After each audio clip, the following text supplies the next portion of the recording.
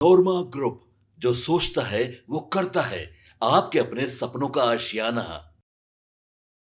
नीतीश कुमार ने जब 23 दिसंबर को प्रगति यात्रा की शुरुआत की, उसके बाद से कहा यह जा रहा था कि इस यात्रा के दौरान नीतीश कुमार अपने वोट बैंक को समेटने की तैयारी करेंगे।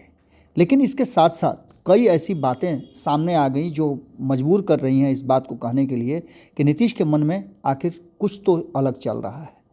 हम इसलिए ये बात कर रहे हैं कि पहले नीतीश कुमार की यह यात्रा 14 या 15 तारीख से होनी थी दिसंबर में, जबकि इस यात्रा को बढ़ा करके 23 तारीख को किया गया। 23 तारीख की यात्रा जैसे ही शुरू हुई, 2 दिनों के बाद नीतीश कुमार दिल्ली रवाना हो गए। और दिल्ली रवाना होने के बाद जब नीतीश कुमार बिहार लौटे तो दिल्ली से बहुत सारी ऐसी बातें थी जो ले करके वो लौटे थे। इस बीच में कई बयान भी आ गए जिनको लेकर के नीतीश कुमार के एंगल को लेकर चर्चाएँ शुरू हो गई थी। आज भी नीतीश कुमार प्रगति यात्रा पर है, लेकिन सबसे बड़ी बात कि इस प्रगति यात्रा में नीतीश कुमार ने बीच बीच में कुछ ऐसे बयान दिए हैं जिन बयानों ने कहीं ना कहीं संशय पैदा किया है। जैसे लालू प्रसाद के डिमांड और लालू प्रसाद के दरवाज़ा खोलने की बात को लेकर के जब उनसे सवाल पूछा गया तो उन्होंने मुस्कुरा करके ही जवाब दिया था। निश्चित रूप से अब इस पर चर्चा तो होगी ही होगी। वहीं आज बता दें कि नीतीश कुमार मधुबनी की यात्रा पर थे और बिहार के मुख्यमंत्री नीतीश कुमार इन दिनों प्रगति यात्रा पर जो निकले हुए हैं, इसके तहत अलग अलग जिलों में वो भ्रमण कर रहे हैं। आज एक तस्वीर जो सामने आई है, वो तस्वीर बहुत सारी कहानियों को जन्म दे रही है। इन तस्वीरों के माध्यम से हम आपको बता रहे हैं कि नीतीश कुमार का बॉडी लैंग्वेज क्या कह रहा है और नीतीश कुमार करने वाले क्या हैं। ये पूरी की पूरी कहानी और ये तस्वीरें बहुत सारी चीज़ों को जन्म दे रही हैं और बता रही हैं कि ये जो सबसे पहली तस्वीर है जिसमें नीतीश कुमार और संजय झा आपको नज़र आ रहे होंगे। नीतीश कुमार और संजय झा के बीच में जिस तरह का बॉन्डिंग है वो आप अच्छी तरह से जानते हैं, लेकिन बीच में ये कहा जा रहा था कि संजय झा अपने जो नीतीश कुमार का एजेंडा है उसको एग्जीक्यूट करने में असफल है। ऐसा ही कुछ देखने को मिला था जब 2022 में एक ऐसा ही मौका आया था जब उत्तर प्रदेश में चुनाव होने वाला था। इनफैक्ट 2021 की ही बात है कि जब चुनाव होने वाला था तो कहीं ना कहीं उस समय भी जो वर्तमान अध्यक्ष थे उनको लेकर के, आरसीपी सिंह को लेकर के कहा जा रहा था कि उनको एक बड़ी जिम्मेवारी दी गई थी उत्तर प्रदेश में सीट शेयरिंग का समझौता करने के लिए। लेकिन अब ये जिम्मेवारी संजय झा निभा रहे हैं और संजय झा को, जैसा कि हमने पहले आपको बताया है कि उनको एक जिम्मेवारी मिली हुई थी। उस जिम्मेवारी के बाद जब संजय झा पहली बार काफ़ी लंबे समय के बाद नए साल के जश्न के बाद, या फिर कहा जाए कि नए साल में वो विदेश गए हुए थे, वहाँ से लौटने के बाद जब वो पटना पहुँचे तो नीतीश कुमार और उनके बीच में कहा यह जाने लगा कि डिस्टेंस बढ़ा है।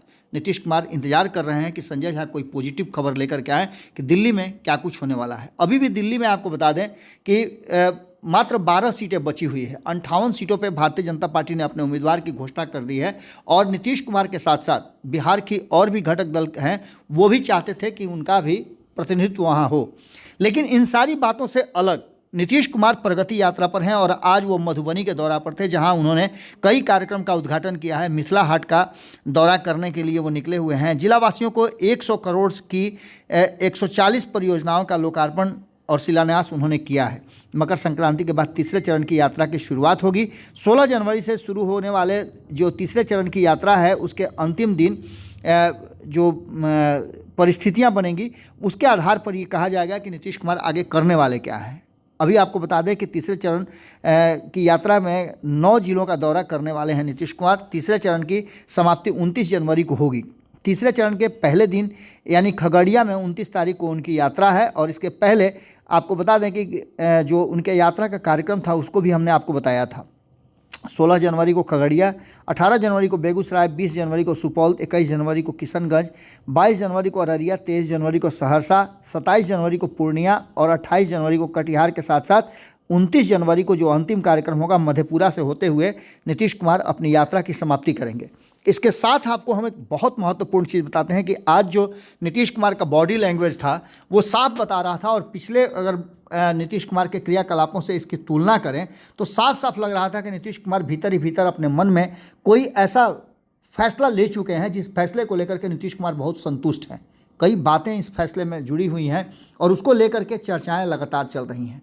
नीतीश कुमार के फैसले को लेकर के हमने आपको पहले ही बताया था कि एक तरफ यहाँ नीतीश कुमार मुख्यमंत्री की कुर्सी को लेकर के कोई भी समझौता करने के लिए तैयार नहीं है, तो वहीं आपको बता दें कि दूसरी सबसे महत्वपूर्ण बात जो है वो ये है कि नीतीश कुमार अब अपने उत्तराधिकारी की तलाश भी बहुत महत्वपूर्ण तरीके से शुरू कर चुके हैं। इसको लेकर के भी आपने देखा होगा कि पंचनामा पर एक एपिसोड में जो नीतीश कुमार के सबसे करीबी हैं वशिष्ठ नारायण सिंह, उनके पुत्र प्रशांत कुमार ने कई सारी बातें कही जो आप पंचनामा पर जाकर के देख सकते हैं। उसका लब्बो लुआब यही था कि भीतर ही भीतर कुछ तो बात है जो चल रही है, वरना यूं ही कहीं धुआं नहीं होता। हमने आपको पहले ही बताया कि नीतीश कुमार ऐसे शख्स हैं जो आग के लिए माचिस लेकर के घूमते हैं और जहां इच्छा होती है आग जला देते हैं, फिर पानी से उसे बुझाते भी हैं और धुआं होता है तो ये बात भी अपने ही कहते हैं कि देखिए ना वहाँ तो धुआं हो रहा है। ये सभी बातें कहीं ना कहीं बिहार की राजनीति में पिछले 20 सालों से लगातार चल रहा है। यानी नीतीश कुमार जब 2025 का चुनाव होगा तो क्या कुछ लेकर के सामने आएंगे वो एक अलग कहानी है, लेकिन अभी जो वर्तमान परिस्थितियां बनी है उसमें नीतीश कुमार जो तस्वीरें हैं उन तस्वीरों के माध्यम से अगर हम आपको स्पष्ट करके बताएं तो बहुत सारी ऐसी तस्वीरें हैं जो इशारा कर रही हैं कि कुछ तो है जिसकी पर्देदारी है और उस पर्दे को उठाने के लिए नीतीश कुमार की तैयारियां शुरू हो चुकी हैं। सबसे बड़ी बात यह है कि इस कहानी का एक जो सिरा है वो हो करके आता है अलग अलग राजनीतिक दलों से जो एनडीए गठबंधन का हिस्सा हैं। आप देखिए कि आज उनके साथ सम्राट चौधरी जो कि उप मुख्यमंत्री हैं और नंबर 2 की कुर्सी उनको सरकार में प्राप्त है। उसके बाद नीतीश कुमार कई ऐसी योजनाओं परियोजनाओं का उद्घाटन भी किए। उनके इर्द गिर्द आप देखे होंगे कि आज अधिकारियों के एक समूह था। इसके बाद कई स्थानों पर कई लोगों से मिले, खास करके स्कूली बच्चों से मिलने का जो कार्यक्रम था और वहाँ नीतीश कुमार के चेहरे की रौनक थी वो एक अलग ही तरह से थी। आप ऐसे भी जानते हैं कि नीतीश कुमार इन सब चीज़ों से काफ़ी इत्तेफाक रखते हैं और लोगों के बीच में जब जाते हैं तो काफ़ी खुश भी नज़र आते हैं। नीतीश कुमार आज की मधुबनी यात्रा के दौरान कई सारी योजनाओं परियोजनाओं का उद्घाटन भी किए हैं। तो वहीं आपको बता दें कि कई योजनाओं को लेकर के चर्चा खूब चल रही है। मधुबनी के लोगों को लंबे समय से इंतजार था, उस इंतजार को नीतीश कुमार ने पूरा किया है, चाहे वो पुल पुलिया की बात हो या फिर अन्य चीज़ों की। इसकी भी हमने आपको पहले सूचना दे दी है कि नीतीश कुमार इसके लिए भी वहीं उन्होंने पौधारोपण के साथ साथ जो बच्चों के खेलने के लिए मैदान की बात की गई थी, पार्क की बात की जा रही है, उसका भी उद्घाटन उन्होंने किया। काफ़ी खुश बच्चे नज़र आ रहे थे और ये सब कुछ नीतीश कुमार लगातार करते आए हैं। खास करके चुनावी वर्ष में नीतीश कुमार आप अच्छी तरह से जानते हैं कि वो खूब अच्छी तरह से जानते हैं, एक्सिक्यूट करना जानते हैं कि चीज़ों को कैसे अपने पक्ष में किया जाता है। इन सभी बातों को लेकर के जो वर्तमान परिस्थिति बनी है उसमें एक बात तो साफ साफ नज़र आ रही है कि नीतीश कुमार का ये जो पूरा का पूरा कार्यक्रम है वो इस तरफ इशारा कर रहा है कि वो आने वाले 2025 के चुनाव के लिए पूरी तैयारियां कर चुके हैं।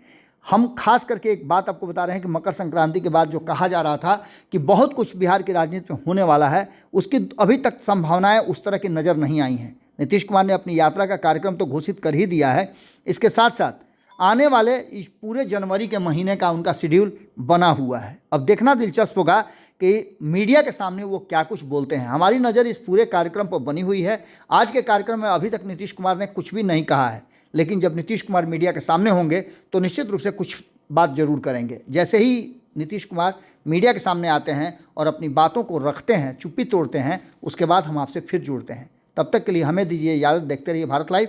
बहुत बहुत धन्यवाद। आपके सपनों को हमने सजाया है, ई होम्स पैनोरामा को हमने बनाया है। ई होम्स मेरा एक सपना था जिस पे मैं पिछले 4 साल से काम कर रहा था। हमने जो बनाया है वो सबने है माना। ई होम्स पैनोरामा में हो आपका भी आशियाना। और फाइनली हमने 2021 में इस प्रोजेक्ट को लॉन्च किया। बहुत लोग अप्रिशिएट कर रहे हैं कि पूर्णिया जैसे शहर में, बिहार के, एक तो बिहार की बात करें उसमें भी पूर्णिया जैसे छोटे जगह में इस तरह का लाइफस्टाइल देना, ये सुन के हम लोगों को बहुत अच्छा लगता है। ई होम्स में हमने कुछ और भी किया है, जैसे हम जिस जगह में रह रहे हैं हमारे फैमिली सिक्योर हो, उनको सिक्योरिटी का ध्यान में रखा है। आपकी सुविधा और सुरक्षा आपके लिए खास है, ये आपका विश्वास है। इसमें आर्टिफिशियल इंटेलिजेंस का 7 लेयर सिक्योरिटी का हमने इस्तेमाल किया है। लस ग्रीन कैंपस को बनाया है। यदि हमारा बाउंड्री वाल है तो वो वर्टिकल गार्डन है। ये जितनी भी फैसिलिटी होता है एक इंटरनेशनल टाउनशिप में ई होम्स है, ये हम लोग विश्वास नहीं कर पा रहे हैं। जो भी हमारे मित्र दोस्त या जो भी हमारे बाहर के बाहर आते हैं तो हम लोगों को बहुत अच्छा सुनने को मिलता है और बहुत अच्छा क्रेडिट मिल रहा है। वो सारा हमने सिर्फ एक बिल्डिंग नहीं बनाया, हमने एक बहुत अच्छा लाइफस्टाइल दिया ई होम्स में।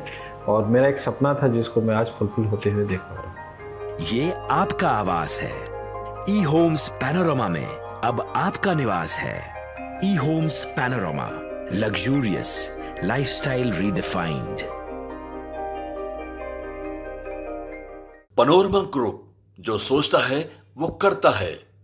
अगर ये वीडियो पसंद आई और वह बिहार के राजनीति और बिहारियत से सरोकार रखेनी तो सब्सक्राइब बटन दबा के चैनल के सब्सक्राइब कर ली। ओजे एगो घंटी बा, ओकरा बटन दबा देला से कुल सटीक और मारक खबर रुआ मुफ्त में मिल जाई। अगर रुआ पत्रकारिता के हमनी के नया प्रयोग में सहयोग कर चाहतानी तो ज्वाइन बटन दबा दी।